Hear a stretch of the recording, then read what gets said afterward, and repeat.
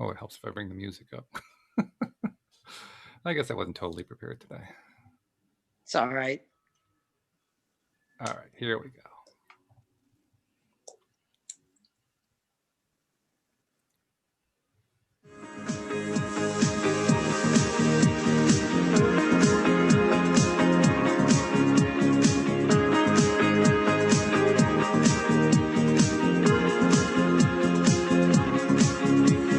Welcome to LOA Today. I'm Walt here with Linda Armstrong and Rita Giganti. Today is Friday, April the 10th, 2020. It's 4 p.m. New York time. Wherever you are in the world, thanks for joining us for another episode of LOA Today, your daily dose of happy. And we are happily moving through this quarantine period and staying in that high vibration place. And we figured we want you to join us here too, in case you're not. So that's why we do these shows 5 days a week. And I've got two of the best high vibe people I have on my team working with me today. Thank you. Rita and Linda are here to just lift you right up. So guys, how you doing? Rita, what's happening in your neck of the woods? Oh, well, I mean, I'm loving the time to be able to, catch up on some reading and doing some writing. And, you think because we're quarantined, like there's nothing to do, but there's plenty to do. Yeah, So, right? Yeah. I was outside a couple of days when it was nice out, and I was raking the lawn and doing some weeding, and that was good to be out a little. It really was. It was really good to be out. So you got to get outside and just breathe the air. No doubt about that. I've been getting out every opportunity that I could. In fact, I just went out just to go get the mail, which is a little bit of a distance from the house. So, just to get out, just to be out for a few minutes, which is well, did either of you guys have the experience of like a little mini blizzard today? Twice? Yes, twice. Yeah, twice. Wow. Yeah, Didn't it see looked that. like a little squall. Yeah. It was actually very pretty because then the sun was coming out as it was happening. So it was a little mystical. So it was a snow, a sun snow, I guess. I don't a sun snow. know what to call it, but yeah, fabulous. That's cool. That's all right. So I take it that other than the sun snow squall, everything's good with you too, Linda? Yeah, things are going good. It's interesting how during this time things can come up for you. Maybe we'll touch on that today, even though we're going to talk about things that you can do. I forget what were we talking about. Oh, today? We got a whole list of things actually. Right. Okay. And really, you may not have intended it this way, but this is kind of like a continuation of what we talked about yesterday. Dan Mangana, Alex King, and I brought up I don't know if you heard the latest news. I mean, I know most of us are trying to stay away from the news during this time, but this one was kind of pretty large. The idea that all these ventilators that they've been asking for turns out are being counterproductive. They're actually killing patients off faster than they're healing them. Wow. And so some doctors have been trying alternatives to see, well, if the ventilators aren't going to help, what can they do? And they've been trying some various alternatives, and the alternatives have been effective. In fact, J.K. Rowling published a video of I think it was a New York doctor, giving his advice on what to do to help with breathing, because that's what it's really all about. I mean, the ventilators are to help people who need help with breathing. And apparently, when a coronavirus patient is in critical condition, it's because they're having trouble breathing. They just aren't getting enough oxygen.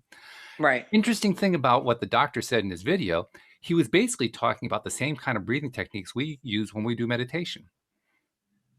Basically just taking, I was just taking deep breaths and whatever it takes to take deep breaths. Now, of course, he was doing it from, the physical point of view, the point of view of what physical medicine would say to do, but it was essentially the same thing.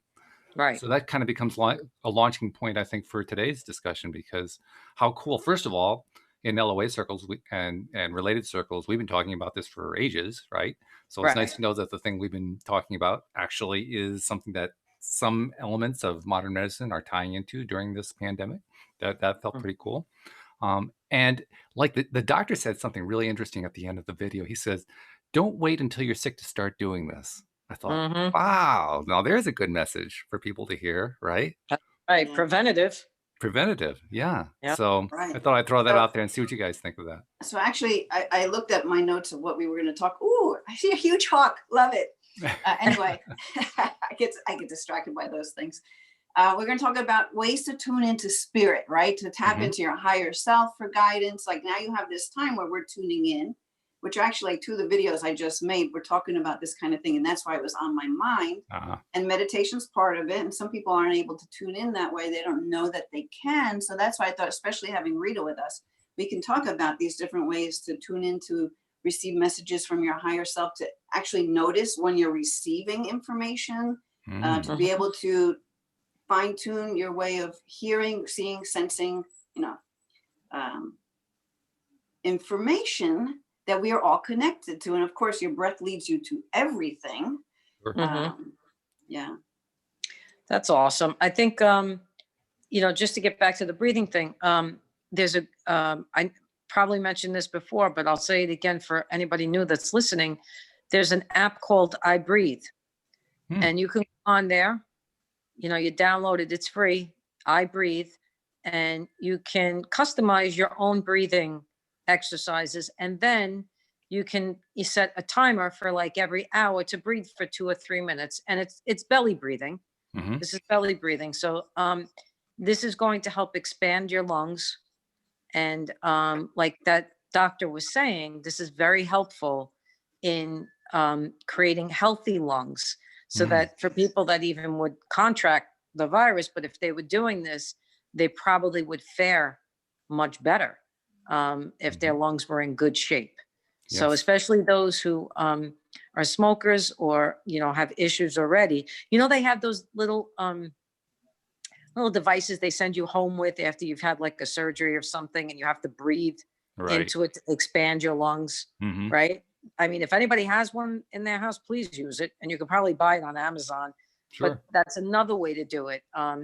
Anything where breath work is concerned is going to be pivotal in helping with the lungs. And now they're saying, you know, a good dose up on vitamin C, like 4,000 milligrams a day, and some zinc, you know, astragalus, things like that. These things are all for the immune system. So I just wanted to clear that for a second, because we were talking about the breathing stuff. But as far as tuning into spirit, my God, I mean, there's a million ways to do it. And Linda, why don't you talk about how you do it, and then I'll talk about how I do it, and maybe Walt can chime in. Okay. Funny thing is, Walt just meant, this whole conversation reminds me of something I was doing a while ago that I kind of stopped doing, and I even did video on it, and I talked about it on this show, where I would take these angel love puffs three times a day. 3 puffs 3 times a day. And the way that came about is because for me, just taking time to breathe really opens up that space where I can connect so much easier. And literally, there's nothing special about it. You just breathe. But I like to do a nice slow breath with this intention and allowing myself the possibility of expanding, right? Because if you don't know you can, then you have to think, well, maybe there's a possibility I can. So that even opens up the space even more. And I found this app because I wanted to create an app where people can remind themselves, like you were just saying, every hour or whatever. And there's this medication dispensing app called MediSafe, where you program in your medications to remind you, right? And there happens to be, I guess, medication like asthma, maybe, with puffs. So I found this thing. I'm like, oh my God, I can give myself angel love puffs 3 times a day. And it would literally go off, and whatever I'm doing, I would just stop, because we never take time to stop, right? So that actually, I don't know why I stopped doing it, because I enjoyed it. Now I do it without the app. But the app did make it fun, because you get this little thing and you do it and you hit the chime, then you see the little beach scenery that you've done it. You know, it just makes it more fun. Sure. So basically, that's the same thing Rita was just saying about that app. What is it? I Breathe kind of reminds you to take the breaths. But just for me, it's 3 slow, easy breaths always does the trick. If you need to do more, do more. Right. Yeah, I agree with that. I think there's another thing that it's easy to overlook where breathing is concerned. Right. And it's something that virtually everybody who has felt themselves being affected by this pandemic situation knows about, even if they're not paying attention to the fact that they know about it. And that's the fear side of it. People have been very afraid by what's been going on here. Well, when you're afraid, your breathing becomes constricted. You tend to take very, very shallow breaths. So it's kind of no wonder that I mean, I'm not saying this is a cause, and I want to also put out that disclaimer you need to put out with these kinds of conversations. We're not medical doctors. We're not putting out any kind of medical advice Right. here. Exactly. But it's basically a fact that if you are taking shallow breaths, you are setting yourself up for any kind of situation with breathing. I mean, with any kind of, if you're dealing with a virus that is respiratory in nature, my goodness, just by having a pattern of shallow breathing, you're setting yourself up for problems once the virus kicks in, because now all of a sudden you're being reinforced on the fact that you're having trouble breathing. And it's no wonder there's more and more problem with that kind of thing where this virus is concerned. Okay, I thought you were done. Well, let me just continue with my thought. So with that thought in mind, I say to myself, well, we also know that where fear is concerned, fear is a low vibration state, right? It's a fearful state, it's a negative state. And when we're in a negative, fearful state like that, it becomes difficult to even, we often talk about how it's difficult to even see high vibration stuff. I mean, feeling joyful, feeling happy, it's almost out of reach sometimes when you're in that kind of a place. So you have to kind of climb out of it slowly. But, and here's where I was trying to get to, if you can start to believe that you are getting to a higher state, not a high state, but just something that feels a little bit better, just by doing something as simple as meditation, as breathing, as any kind of affirmation work, anything that we do to get us to that higher vibration state, we start to believe that we are going to be able to breathe better, that things are going to happen that are better for us, and so forth. And what I'm driving at here is what's generically called the placebo effect. If you believe that you're getting better, you're going to get better just because you believe it. That's so, right. To me, anytime I hear about these doctors who are, and this is not the majority of doctors, by the way, this is a minority who are doing these experiments on the fly, trying to help people, trying to help their patients to recover.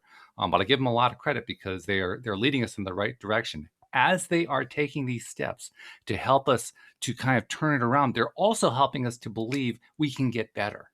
Mm-hmm. And that belief factor is huge. That belief factor is, it's undermeasured in the medical community, I think.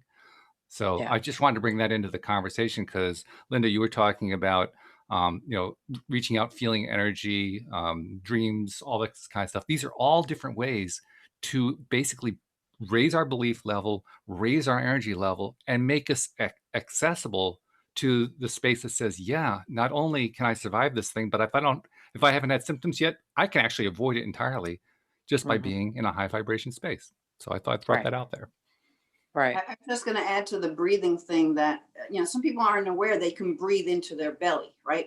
So the shallow breathing is because you're only breathing to your chest. So when you meditate, at least I do, I like to bring the breath into my belly. And, when I do this with kids can do it so easy. They don't even think, oh, yeah, breathe to my belly. Okay. I can make a fat belly so easy, right? And bypass the lungs. So if someone has difficulty feeling like they can make a connection with their breath, just play with breathing down into your belly. Now, to Rita, to me, it's like so normal, but some people aren't even aware that they can do that. And that opens up so much more space because you're not limiting yourself to just there. So you can play with both. You can breathe to your chest, breathe through your belly, breathe to both. I like to pretend I'm breathing through my hands, down out through my feet. Like these are different ways of moving the breath and getting yourself into that more imaginary space, even though physically you are actually breathing into your belly when you breathe into your belly. My imagination is what breathes up through my feet and out through my hands or whatever else I decide to do. And that could be a meditation. When I first learned how to breathe through my belly, because I was a shallow breather, I was taught by someone who she did a lot of yoga stuff and everything, and so she said, take a bag of rice, put it on your belly, put it on your stomach, lay down, put it on your stomach, and move the bag of rice. Wow. When you begin to move the bag of rice, you're breathing through your belly or your stomach. And that was I trained myself that way. And that was the way I continued. I had to do it for a while because I was trained another way, just from fear or anxiety. I was constantly shallow breathing. And so when I did that, it took me a while, but I'm telling you, it works and it's simple. And I'm sure everybody has something that they could put on their belly that's, heavy, that they can then move it as they breathe. Now, I want to touch on something. I want to explain how very easy it is to connect. And what it is most people feel like, I don't think I'm doing it right. They always question in their mind, I don't think I'm doing this right. I don't think I could do it like, Linda or Rita or Walt, but you are connected all the time. Like spirit is constantly present. It's when you go, hey, can we talk? They're there 100% all the time. So these are some ways I do it. I start a conversation. I just start talking like we're talking. And then I breathe. And then I just sit and I listen. And sometimes it comes right away. I'll have a thought in my mind. Again, it doesn't have to be a physical voice. I'll just have a thought in my mind and I'll go, okay, got my answer. And how do you know it's the answer? Because it feels good. It feels truth. You know the truth. Everybody knows the truth of of what feels like truth and what doesn't. If it feels good, then you know. If it doesn't feel good, then you discard it, right? It's like when you read a book. Some of it you're going to believe. Other parts of it you may go, doesn't resonate with me. Another way would be, meditation is, I know, hard for a lot of people, but contemplation is a whole nother animal, right? So if I'm sitting at my desk and I pose a question in my mind and I sit and contemplate about it, I'll start to get thoughts and energy and spirit coming through, talking to me about, this kind of thing. And it's just as helpful. Being out in the yard the other day was a type of meditation for me. Okay. Picking the weeds. I could feel the earth humming. I can feel her speaking. You know what I mean? Or sometimes I make cookies and my hands are in the batter. And that to me is the ultimate way to connect like that. It's like, give me a batter. I can go all day long and knead and connect to spirit. I don't know what that is. Other people do it exercising. I get great energy when I exercise. Great thoughts come in when I exercise. So you are constantly connecting. You just don't know it. And all you have to do is become aware and pay attention to it. And then you'll see. And I teach this to people, especially who have, those who have crossed over, loved ones who have passed, and say, I don't feel them. I can't connect to them. You can. You absolutely can. And they may not be able to in the beginning because of the grief, but then I teach them over time how they can do that. Mm-hmm. By the way, Josephine in the live stream was echoing exactly what you were saying, particularly toward the end there. She says, going for runs and exercises can help with breathing, but even then, sometimes when you do too much, you have to slow down. Yeah, absolutely. Yeah. Even simpler than the bag of rice, which is a great way, especially for adults, because we put too much mind in the way of it. Whereas kids, because I teach kids karate, they just go for it. And all I do is I tell them, put your hands on your belly. Okay. Right. And put one hand on your belly, one hand on your chest, breathe into your chest. You feel your chest rise. Now don't let the air go in your chest, let it go down to your belly and let your belly rise. And they just pop their bellies out, right? It's just, you could feel it. So you could feel where you're breathing just by keeping your hands there. And then you can, it's just get playful. Like a little kid say, okay, what if I could just bypass my lungs and go straight down to my belly? Mm-hmm. That's right. Well, why not? And you can feel it even just putting your hands there. Oh, sure. Yeah, no doubt about that. By the way, Josephine also made another point. She says one of the upsides of the lockdown is the drop in pollution, and the air's turning out to be a whole lot cleaner to breathe as a result of it. And that's true. Well, that's why I said I could hear the humming. It's like she's saying, oh, we all took a breather here. Now I could, she's already beginning the regeneration process, Mother Earth, just by everything stopping at this moment. And then we needed this. Unfortunately, sometimes us humans are thick-headed, and we need something huge to happen for us to pay attention. I'm hoping in the future that that's not the case. I'm hoping we get to a point as a collective where we reach that higher vibration where we don't have to experience these, catastrophic type things. Yeah, this is what my wife calls a 2x4 moment.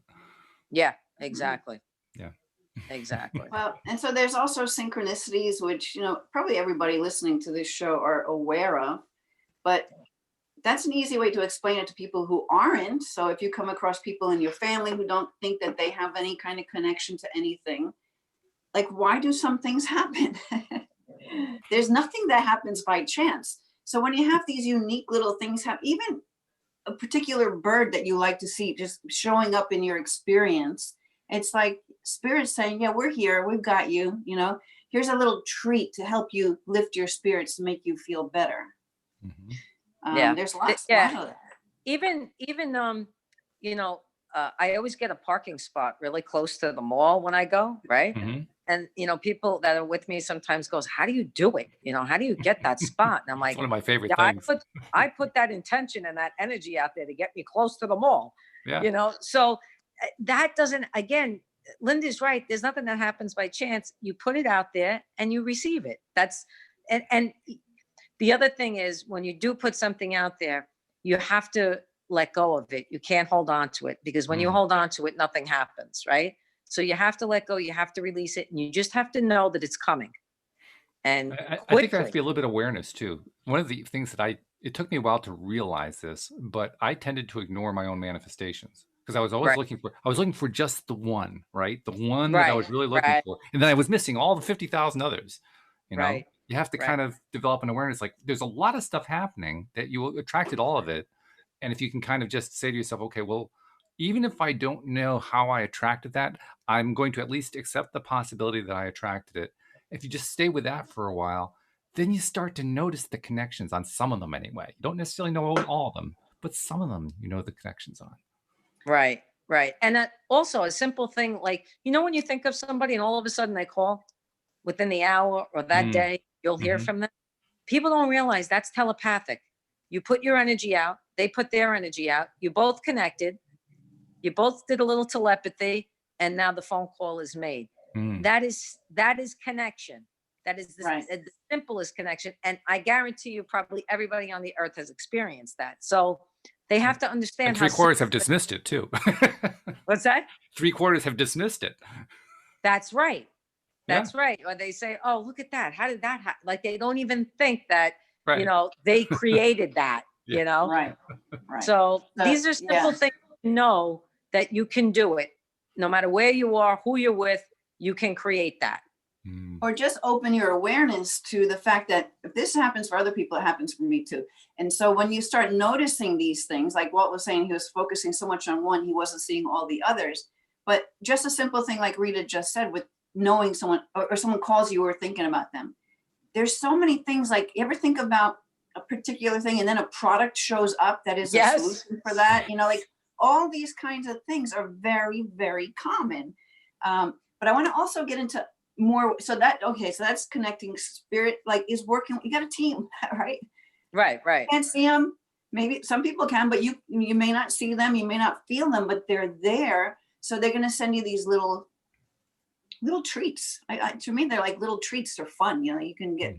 And the more you get into that childlike energy and excitement over it, well, the more they come, because of course it's law of attraction. We all know that. But I want to talk to too, and maybe Rita can expand on some of this. We're receiving downloads all the time. Okay. You may not be aware of it. And a lot of it comes in your sleep time. And a lot of that you can't remember either, but it's happening. So, but even just during the day, you can feel energy surges. Like, I know I've lived in California, so I know what an earthquake feels like. So now when I feel that here, sometimes I'll be like, I just felt like, literally felt the earth shift. And my husband could be next to me, like, did you feel that? It was like a mini earthquake. And he's like, no. I'm like, really? Oh, I felt it. You might feel things, hot, cold, different, just like a buzz. Like sometimes when I'm meditating, or even just before falling asleep, you can just, a lot of times when I'm meditating and I'm working on healing something, I'll just feel this buzz of energy surging through my body. And it's not there the whole entire time, but it's there throughout the times. I know that I'm being downloaded with information, or something is being shifted within me to heal certain aspects that I might be talking to spirit about in my meditation. Rita, you have any other ways people Yeah, say so that? very simply, and I teach this in some of my classes. The first thing I have people do, it's so simple, it's crazy, but you rub your hands together very fast. Rub your hands together very fast for like 30 seconds, right? Take your hands away slowly. That's vibration. That's energy. You can feel that buzz right there. If you took those same hands, rubbed them together again, and you put it on your leg, you're going to feel it. So what I do is I rub my hands together and I put it on a part of the body that's hurting. And I allow my own energy to heal that part of the body. Yeah. So it's simple things like that to know. Because, when you say, you're getting downloads all the time, there's plenty of people out there going, what the hell is a download? Well, first you need to know you can feel that energy. So try something very simple like the hand thing and put it all over your body to see how you feel it. Put it on your heart because you'll really feel it there. And your throat area and your third eye, which is by your forehead there, in the middle of your forehead. So that's the very simple way to begin to know you can feel your own energy. And then once your vibration gets more and more and raises, you'll feel a lot more. When I said I can feel the earth humming and her speaking, I could physically feel it in my body because I had my hands in her, right? And I was weak. And she was happy. Let me tell you, because it's so true. Some of the waters are clearing up and not a lot of pollution because there's not a lot of flying and not a lot of cars on the road and people are home by a certain time and she's enjoying the break. So these are simple things. And I'm trying to appeal to those who aren't in our field or in our world.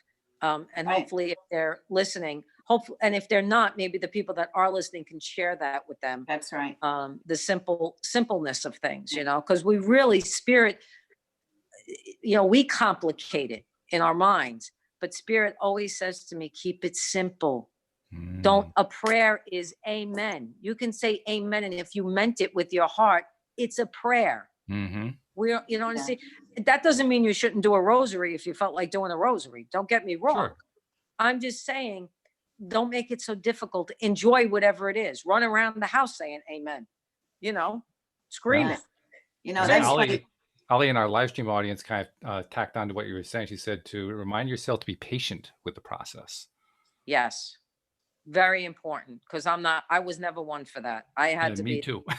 Yeah. I went from an A to a C because I'm not quite a B personality, but I went from an A to like a C, like I'm in the middle somewhere, and sometimes I have to bring myself down because when I get into that high energy. So keep it simple, people. It's really, really, you'll enjoy it if you keep it simple. If you say, oh, I got to do this 4 times a day, or, it's not going to work, or no, not at all. Right. You know what I love? See how Rita's on this show and like attracts like, right? Yep. So I always get the message, there's no right way, find your own way and keep it simple. That's So right. yeah, that's something I'm always teaching also. And like with the feeling energy, I have 2 other easy ways I do it, where you just kind of do the Miyagi clap and keep your hands like, just so close, and you feel that, and then you can start stretching it and playing with it.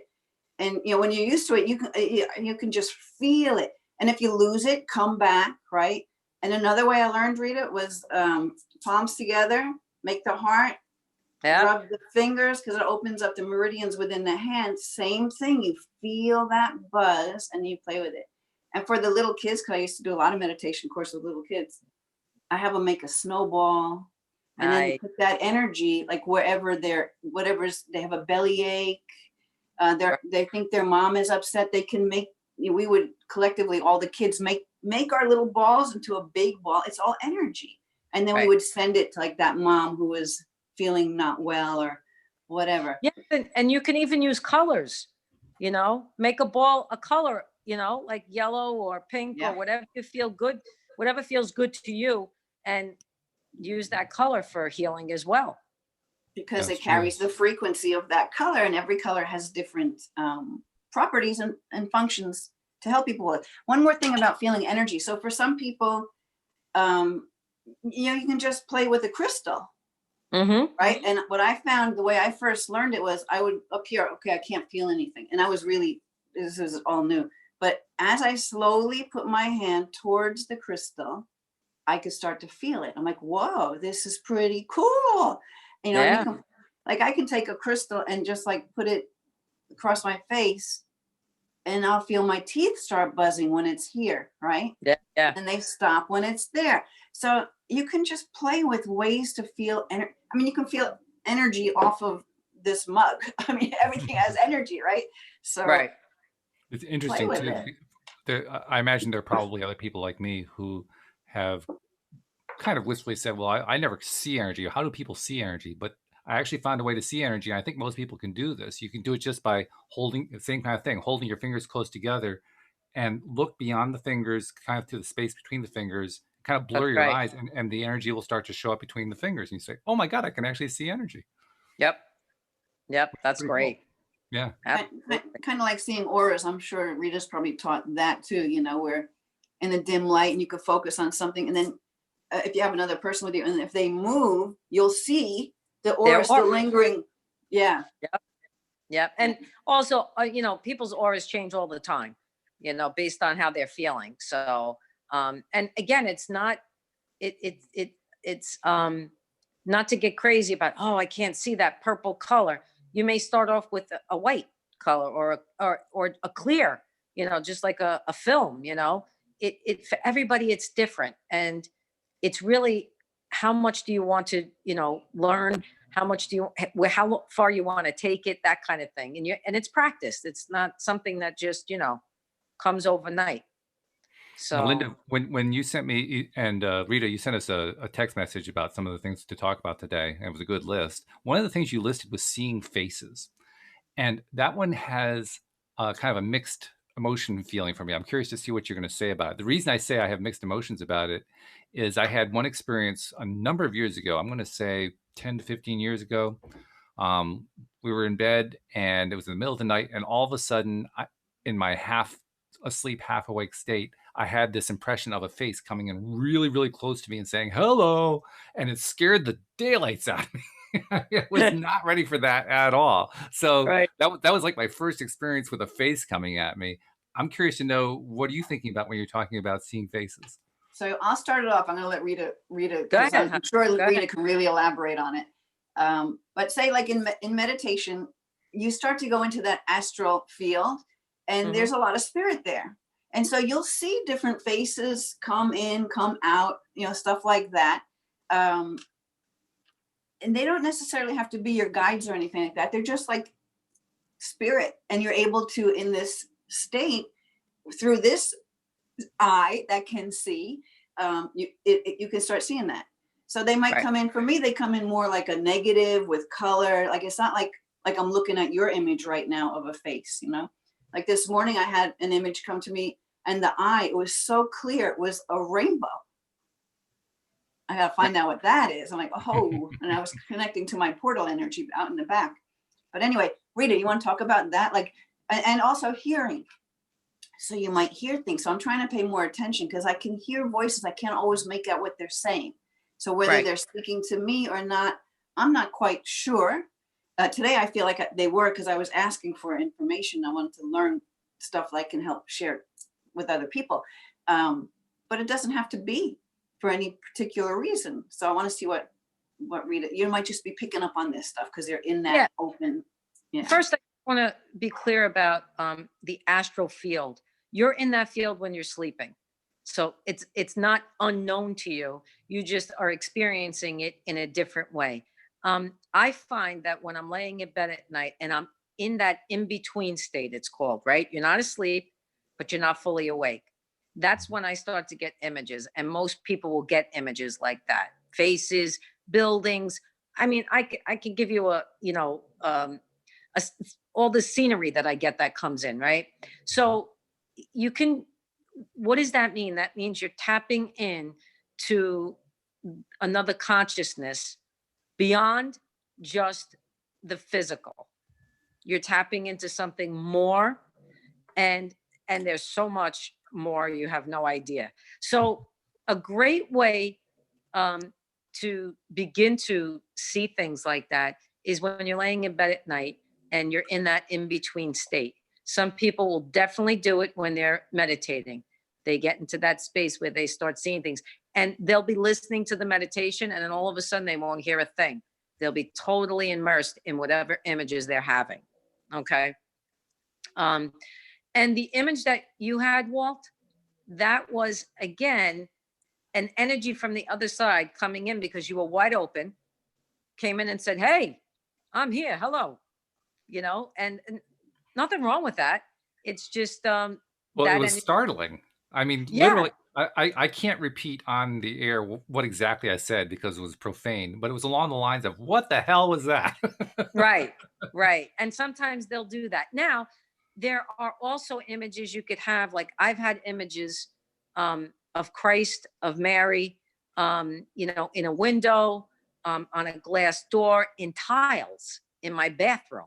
I mean, these are images, other images that I've had. Mhm. Um, but with that image came the feeling of it, not just the image. Like I knew that they were there. I knew that energy was there and they were working with me. Um, and really, you just have to ask for it because you have free will. So you get to ask spirit anything you want. Spirit, I want to see these, lovely images. Can you help me with this? And then you start to, and then you don't just wait for it to happen. You do some type of contemplation, meditation.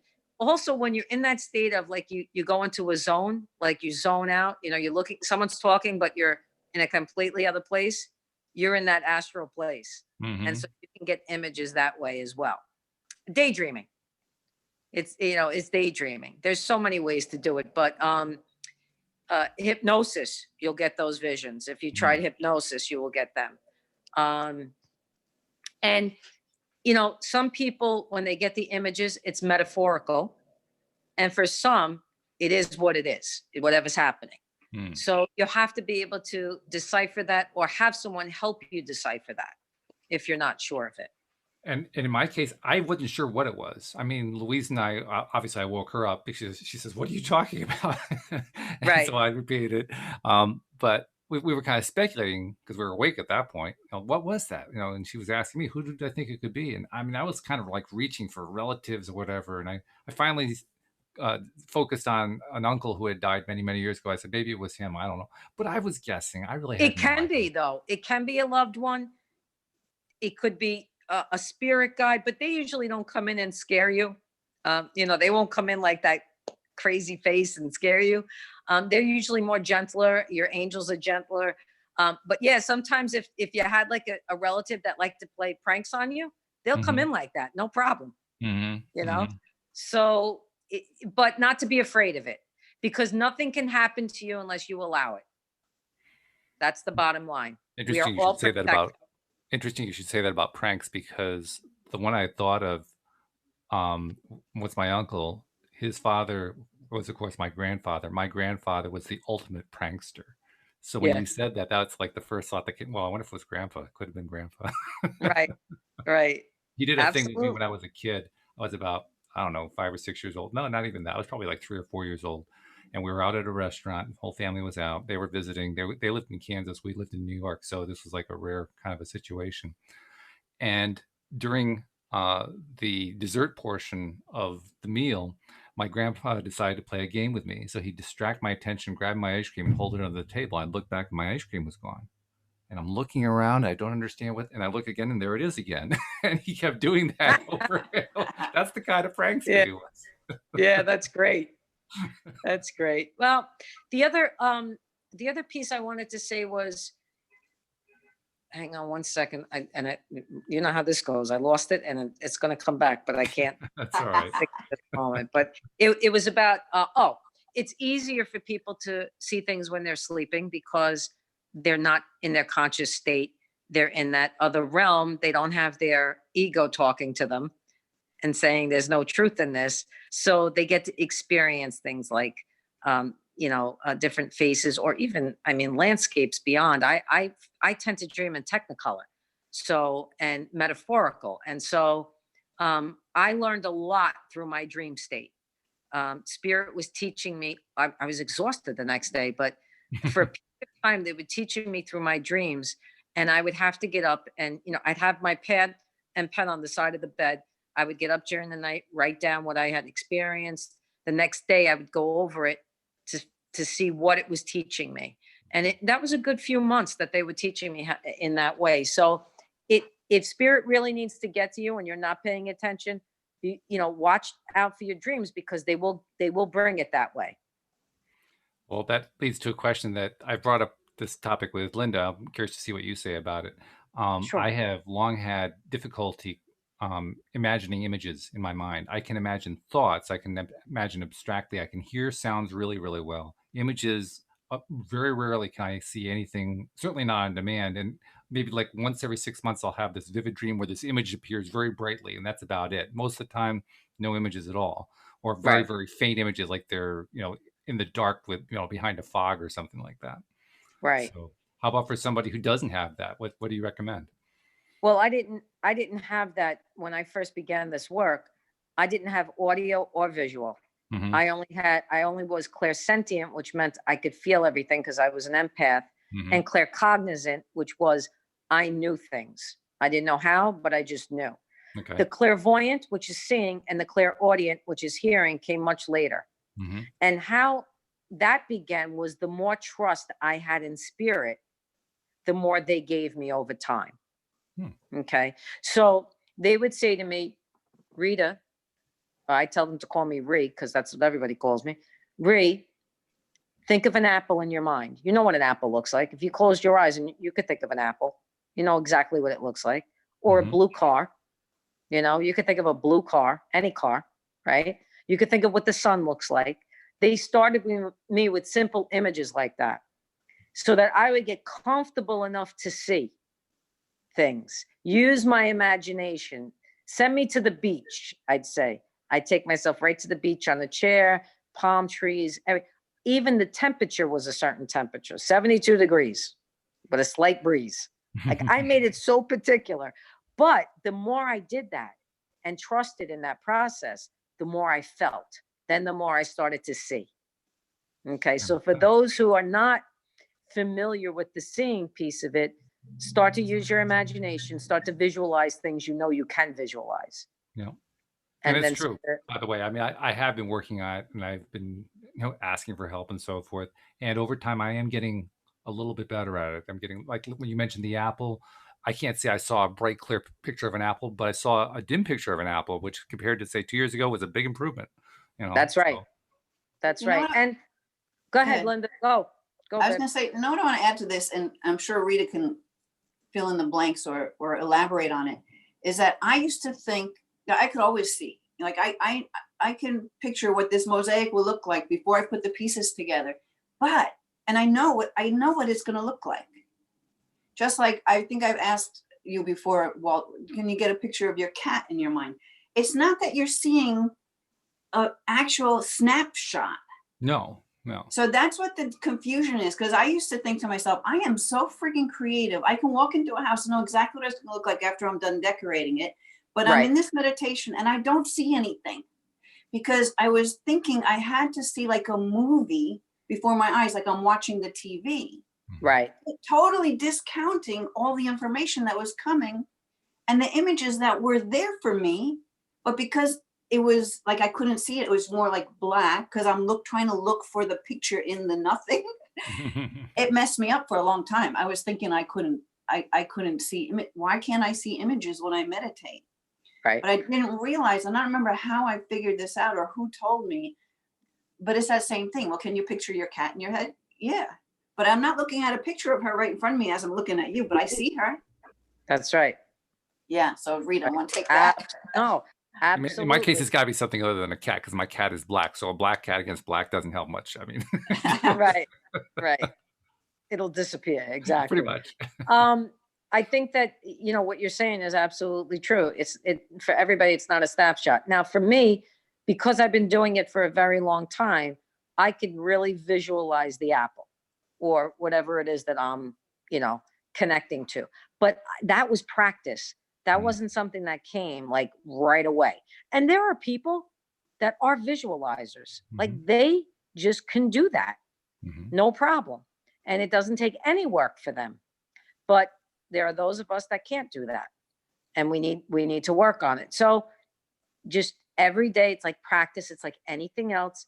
Sit down, take a couple of things that you want to think about, visualize it, start like that.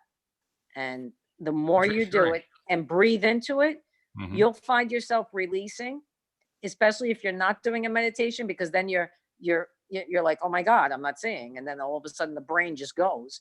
If you're just sitting there and just doing it and breathing, it'll happen much quicker. It's reassuring to hear you and Linda and others, I've heard this from others too, talking about how practice does help improve it, that you can get Yes, better at it over time.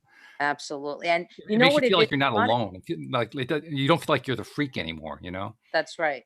Yeah. But a lot of people don't have the patience for it. That's the thing. If they don't Mm. see it in 1 second, it's that, like I have to have the gratification right away. If they don't see it in that 1 second, they're not going to take the Yeah, that's time. true. So again, it depends on how far do you want to take it. And your friend Donna posted in the live stream, she says, indeed, trusting in the process and connecting with people as mentors is instrumental. Yes. Yes. I have found that mentoring people along the way, because I had mentors along my path, but me mentoring people now along the way, first of all, I feel so blessed to be able to do that, be at that point where I can do that. But you are learning from them the way they're learning from you. It's like you switch roles every so often. You become the teacher and then the student, the teacher and the student. It's really a beautiful, beautiful thing. I know. I do it 5 days a week. I love Yeah. it. Every single day I do a podcast, I'm learning from another co-host. It's wonderful. Right. That's great. That's So, great. Linda, on your list, you also we're talking about synchronicity. Let's talk about that a little bit. Where do synchronicities fit into this conversation? Well, we did touch on that a little bit before. It's like not discounting things that occur that you have no explanation for it, but it's like right thing at the right time. That's spirit connecting with you. That's information, because everything's connected, right? So we put a desire or something out into the universe and there's no resistance there, it just comes right back to us. Yep. So the thing is, what Walt was saying before, if you're only looking for that thing that you asked for, you're discounting all this other stuff. So you want to just be, that's why, I like access consciousness, because you just put the questions out there and you bypass the mind and not even try to figure out how it happens. You just put it out there, because then that frees you up for these little things to come in for, like, it's like connect the dots, like things will fall into place. Because, the universe, we live with this concept of time. And so things, and there's so many different moving pieces that it takes a little time sometimes to put something together, right? Mm-hmm. So Right. when you can notice these little pieces coming, or just be in the joy of something silly, like I'll tell you something I was happy dancing about today. It's so silly, but it cracked me up, and my husband was cracking up that I was cracking up, because we thought we were running out of toilet paper. And we were trying to buy it, and you can't buy it anywhere, right? But now he was going through, my husband, he's a little bit of a prepper. So we got tons of food. We got food for like 8 months a year, I was trying to find a place to put stuff away. Open this one cabinet, it's full of toilet paper. I'm like, oh my God, we have toilet paper. It's the little things.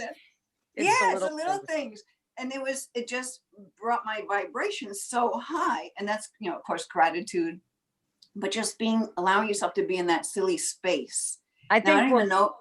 Yeah, I think we're learning a lot of that now. Like Yeah. we're learning like the little things mean more. And when you have gratitude, more of it comes. Yeah. But what you were saying before, Linda, about the synchronicity, in my opinion, the world is a synchronicity. It's us who stops it from synchronizing. Yes. The minute we put out anxiety, the minute we put out, it has to happen now, or it has to happen by this time, or if this doesn't, the minute we do that, we stop the synchronicity. But life itself, one big synchronicity. Things, if we would be able to let go and feel that we know we're being taken care of by, by the forces beyond us, you watch synchronicities happen minute by minute. I promise you. That's a great point, because actually alignment, a better word for alignment would be being in sync. That's right. That's right. You're in your, your center, you have that harmonious energy going, and you ask for something and you release it. But if you ask for it and then say, well, it's got to come this way, and at this amount of time, and if you start putting demands on it, I got news for you. Spirit goes, hold on, you don't really want it. When you're ready, come back and ask, let go, and we'll give it to you. Right. Yep. It reminds me of something that I addressed, I think it was during yesterday's show. It was a meme someone had posted on Facebook saying, be very, very careful about your words. And the way that they worded it made me want to respond. It didn't make me, obviously, I chose to respond. I wanted to say to them, well, yeah, as long as your words are in alignment with what you're feeling and what you're thinking about. But if you put out words that are contradicting what it is that you're feeling and what you're thinking, what are you going to get? I mean, come on. Not going to get anything. Yeah. And you're not going to get anywhere. It's like, or if you do get anything, it's going to be not at all what you were looking for. Right. But you know what the purpose of that is? That's for, I just came to me right now. The purpose of that is so people can start to sense energy. Because a lot of times people don't know they're vibrating a whole different thing to what they're saying. That's right. They have this disconnect between the words and the emotion. So that's great that you answered that way, Walt, because maybe that person had no clue, and maybe now you just cracked them open to something to consider. The emotion is so important to it, to what you put behind the intention. People don't realize, they think, oh, if I just ask, no, you have to really have that connection to it, that you want it, Yeah, and that's why letting it go serves a great purpose, because sometimes it's hard to find that connection when you start going into the fear. So I put a note here down, like wasting time in low energy. So I think that this whole quarantine, I got things I could be worried about, but I'm like, you know what? I'm just not going to spend my time there. I choose not to spend my time there because, for one, I know it doesn't make anything better. It just makes everything worse. Right. And I feel like this quarantine, because, I do this kind of work, right? But I have these energies. I had two big things. I talked about them in a video that I just put out, come up where they were old energies. And consciously, I don't feel that way now, but it rose to the surface. Emotion came up. I'm like, oh, okay, let me look at that and clear that, Yeah, so that's another great thing that's happening through this whole experience, because, when it's like you have to go within, right? So things are going to come up. Oh, where the hell did that come from? Oh, I remember that was like 10 years ago when that situation was there, right. So let's look at it, because energy just wants to be seen, right? Then you can start to have it move and, send love to that you back then, because, all time exists at the same time. We have the power to send healing back to something that happened in the past, which changes the whole chain of events to what's happening right now in the present. So by going back and healing that time then, even just by the concept of it, you're doing it. That's why I love past life regression. And I love when you can, it doesn't have to be a past life. You can regress back to when, you're young. You go back and you heal a particular point in your life changes instantaneously going forward. Once you're out of that session, it's just amazing to me how that works. Amazing. Because what happens is when you're doing past life regression, you're like in a hypnotic state. You go into the subconscious. You're rewriting whatever program that you're carrying about that particular time and space. You're just rewriting the program, canceling that one, or rewriting it as you're talking, and you come back and you're like, holy cow, I just changed my whole perspective. I changed, the whole dynamic, the whole life. And then you don't repeat the same things you find yourself repeating over and over again. Cause I get that a lot. Why am I repeating the same thing over and over again? Why do I keep finding myself in this position? Because you haven't learned the lesson. And one way to do it is to go back and change things in the subconscious mind, which I happen to love. I think that it's a permanent thing when you can go back and do that for yourself. And there's Yeah. many, I mean, there's 30 some odd ways you can go and change the subconscious mind. Sure. And I, it really all depends on what works for you. And you also have to work with somebody that you trust. Yeah. Well, plus And you now, described something that you really latched onto. For you, you said it yourself. This was something that made a big Fabulous. impact on you. Yeah. So you go with the one that makes a big impact on you. yeah, Absolutely. and those are the ones that will come up because they Yeah. need to be clear, you know. Yeah, right. But I love while we're having that conversation, I was getting rolling goosebumps head to toe. So Ooh. definitely there's people out there that needed to hear this particular part of this show for sure. Fabulous. We Okay. could even go into this further next time. I know we're running shorter on time now, but Well, actually, this ties into the last thing that was on the list that Linda gave us that I wanted to bring up. You just kind of described it viscerally, but you made a reference to feeling surges of energy. And that's kind of what that is a surge of energy. But talk about that concept some more. What were you thinking about when you wrote that down? Well, it's also what I was talking about before when I could feel the earth shake, but the person next to me didn't feel it. Like don't discount these things when they happen.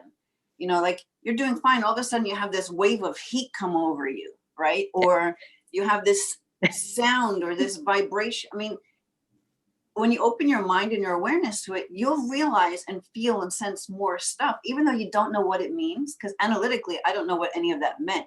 I just knew and I trusted, all right, I'm getting a download of something. There's something important about this energy surge that I just felt. And maybe Rita can take that further. I think we're feeling energy all the time. Again, I think it's putting your, awareness to it. And when you're feeling something, people are so, not used to feeling, because the only time they feel something is when their body hurts, or, they feel sick, or, then they're in the feeling mode. Other than that, they don't realize anything that's really going on around them. And just pay attention, because it's there. It's there all the time, minute to minute. So. Yeah, you know what? And the goosebumps is a good example of that, because anyone, I don't care who you are, could be listening to, say, some music or something, and they feel that goosebumps. Oh God, yeah. It's because you feel in such alignment with the actual energy of the universe. This love, this high vibration, and you could have no idea what any of this metaphysical stuff means, and you could have that experience. Right. You do have that experience. That's an example of feeling the energy. Yeah. Yeah. Good reminder right there. Yeah. And music is great for that. One day, I'll feel like, oh, I got to put Beyonce on because I feel like dancing.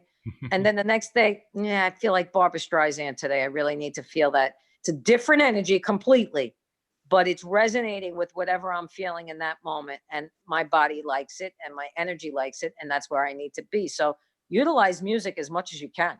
Mm-hmm. I've been using it in a way that I hadn't used in literally years. I've been playing classical music. I haven't been playing. I love it. I love it. Long time. But I mean, every single day I've been playing classical music while I've been doing my stuff. Yeah. That's great. Because it has such a calming effect. And boy, is it effective. It was putting me to sleep, to be perfectly honest.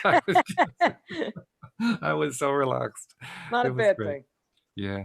So anyway, before we do run out of time, I want to make sure that I remind our listeners who are not yet subscribers, and you are a small subset because most of our listeners are subscribers, but I want to remind you to become one. It's really simple to do. If you aren't sure how to become a subscriber, just go to the homepage of our website, loatoday.net. You'll find instructions at the top of the page on exactly how to do it. For most people, it's usually 1 or 2 clicks. And then just like that, you've got all 5 episodes that we do Monday through Friday coming right to your device every single day that we publish them. And check us out on YouTube. That's where we get our live streamers who join us when we're doing the recordings, because we record this while we're live streaming to YouTube, and you can join in the conversation. I try to grab as many of the comments as I can and include them in the conversation like I did today. And you can be one of those people too. So join us in the live stream. And if I don't catch everybody, if you leave a comment, just come back next time. It just means I couldn't get everybody in, but I try to get everybody in that I possibly can. And of course, subscribing in YouTube is just as simple. You just click on the little subscribe button, click on the little silver bell next to it that gets you notified every time that we're doing a live stream or every time that we're posting a video. Kind of like what we did yesterday. I don't know what it was yesterday. I could not get Zoom to connect to YouTube, so we couldn't do a live stream yesterday. But what I did afterward is I just uploaded the show. So you get notified either way, regardless of whether it's live stream or an upload. Most of the time, it's a live stream. They're more fun anyway. But yeah, become a subscriber. We really like to have you part of our community because we have a great community. We got great leaders here. I mean, Linda, Rita, you guys are just amazing. I mean, what you shared with us in that last hour was fabulous. Love working with you guys. It's fabulous, and love to work with the listeners. You know, anybody that's listening, and I want to thank them for coming. You know, and hearing us and enjoying. And I want to thank Linda for bringing Rita because she got you to come here, which is wonderful. So yes, Linda, not only do you provide your own stuff, you gave us 2 for the price of 1. That's pretty cool. Well, here's a good example of spirit leading the way. Okay. I've known Rita for quite a while, right? Oh my God, it's years. Yeah. In fact, you were on my podcast long time ago. I think I had you on when it was, you know, Live LOA. What I didn't even know what it was. I don't remember. It was a long time ago. But things just kind of came into sync, right? Right time. Yeah. And it worked out beautifully. So thank you guys. I appreciate it. I hope you guys have a great weekend and a great week. And we'll talk to you on Friday. Thank you, live streamers. And thank you especially to our podcast listeners as well. We'll see you all next time here on LOA Today. Goodbye, everyone.